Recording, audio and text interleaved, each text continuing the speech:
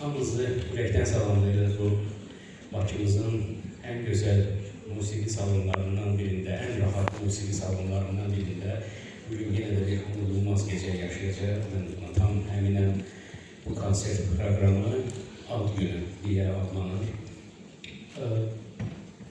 Nizami ilə bir neçə ay bundan əvvəl danışanda dedi ki, ayın 13-ünə konsert salmaq istəyirəm. Mən də ona dedim ki, ehtiyat eləmirsən ayın 13-ü. Bunun üçün, baxın, nəslə eləmirik. Dedi, yox, mənə düşür. Və ona görə də bugün, baxmayaraq ki, kimlərsə bu rəqəmdən ehtiyat edirlər, kimlərsə bu rəqəmi ümumiyyətlə heç saymır, amma biz bu rəqəmlə başlanan bir gündə sizinlə görüşümüzü saldıq və başladıq.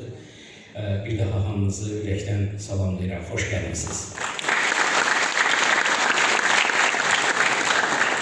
Bakı ab havası, Bakı musiqisi, Bakılı musiqiçilər deyəndə ilk növbədə İçəri şəhər yola düşür və sizə bir neçə İçəri şəhərli haqqında qısaca da olsa danışmaq istərdim. Onlardan biri Rast Ağacəbrayıl adlı bir xanəndə olub.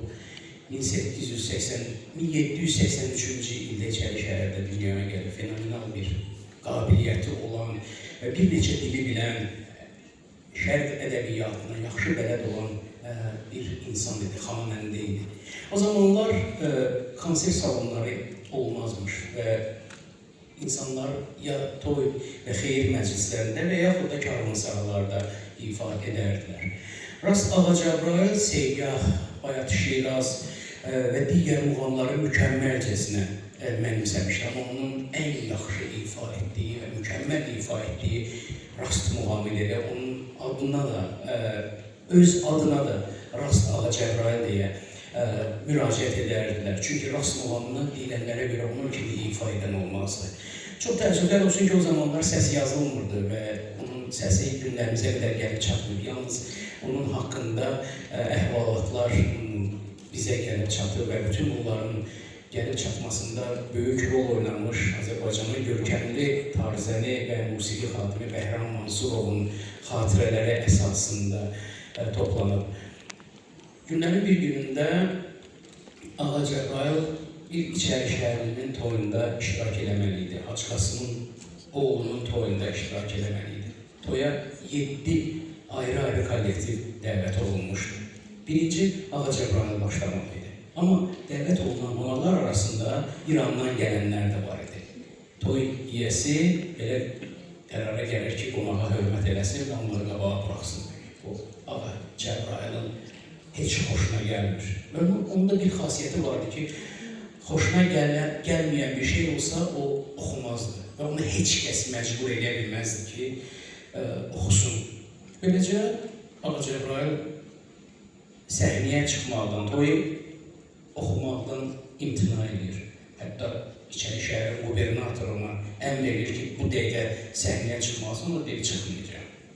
Çıxmayacaqsan qız, toyxanını tərk edir. Beləcə Ağacəbrayıl çıxanı içi qaynayıraq gəlir və Qoşaqala qapılarının yanında görür ki, bir balaca emalatxanada usta şabalıd qovurur.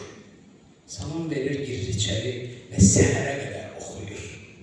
O şabalıd satan, şabalıd qovuran usta həmin hadisəni heç vaxt yadından çıxarmayacaq və 1838-ci ildə Ağacəbrayıl dünyasını dəyişir.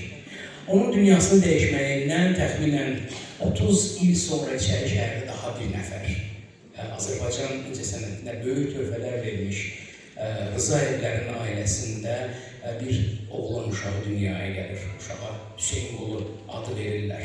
Hüseynqulu atası kapitan idi, gəmi kapitanı idi və müxtəlif ölkələrə gəmilərlə səfərlər edərdi. Belə səfərlərin birində tufan qopur və gəmi dəryaya, Xəzərin dibinə qərq olur.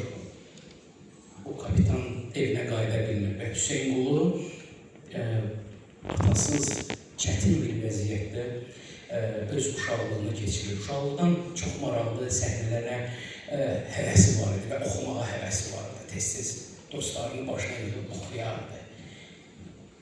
Ailələri çətin dolandığı üçün o daş yomanın yanında ustalığa gedir və çox tez bir zamanda yaxşı usta daş ustası olmaq, bu sənətə yiyələnmək. Amma iş yoldaşları ona daş olmağa imkan verməzdilər.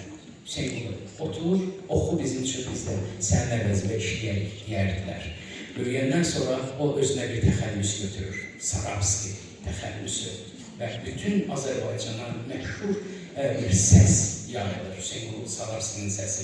1908-ci ildə Üzeyir Belgeli və Məcnunu hazırlayarkən Hüseynqulu Sarabski Məcnun ruhundan çıxır və beləcə 400 dəfə səhnəyə çıxır. Hüseynqulu Sarabski 1945-ci ildə dünyasını dəyişir. Onun dünyasının dəyişməsindən 5 il əvvəl İçəri şəhərdə daha bir oğlan uşağı dünyaya gəlmişdi.